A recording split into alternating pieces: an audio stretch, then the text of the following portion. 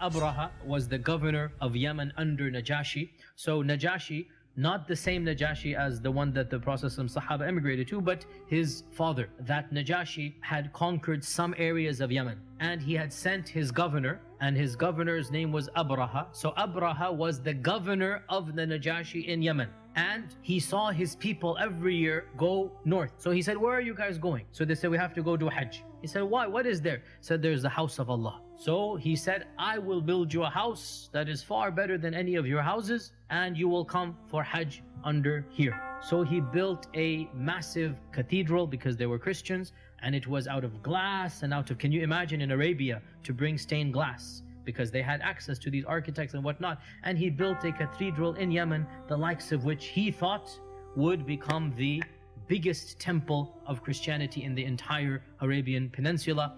And he then said, all of you have to come over here rather than going to up north to the Kaaba. And when one of the Bedouins heard this, he went there, but he went there to relieve himself, number one and number two. And he went there and he did that. And he became so angry, Abraha, that he said, as revenge, I will destroy this house, so people must come to my house. And that is why he gathered together his army. And of course, because they were from Abyssinia, so they had elephants. Otherwise, elephants did not live in the Arabian Peninsula as natural beasts over there. But because he was from Africa, so he had a group of African elephants. And of course, the people of Africa had trained the elephants to be instruments of war.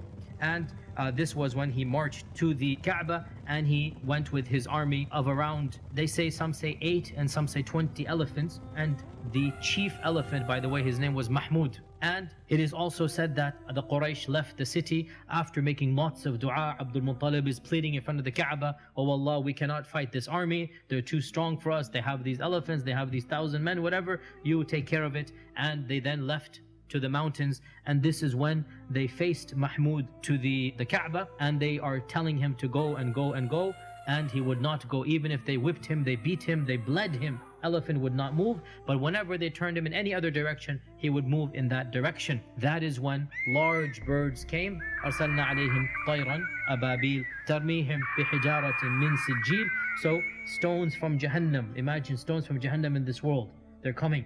And in front of their eyes, every stone hits an animal and a person, and he literally dissolves. His skin dissolves, and he becomes a pile of broken and molten flesh in front of the eyes of the people of Quraysh. And it is said that Abraha himself suffered the worst fate, and they carried him back, and his skin is dissolving the entire way, and he dies right before reaching his home in Yemen, so that he suffers the worst punishment, that he's just about there, and then he dies and he is buried over there. There's also some hidden wisdom here, some semi-mystical wisdom here, that we have a Christian attacking a pagan, Abraha attacking Abdul Muttalib, and the Kaaba is the subject of attack, and neither of them is able to defend. In fact, the one is attacking and the other cannot defend. And Allah defends the Haram. And who was living in the Haram at the time? Amina, and she must have been pregnant with our Prophet ﷺ. So quite literally, because he's born in the same year, a few months later, so this means Amina, when the incident of Fil takes place, our Prophet ﷺ is literally in the womb of Amina. So there's a huge symbolism here, that Allah Himself protects not just the Kaaba, but what else? Our Prophet ﷺ.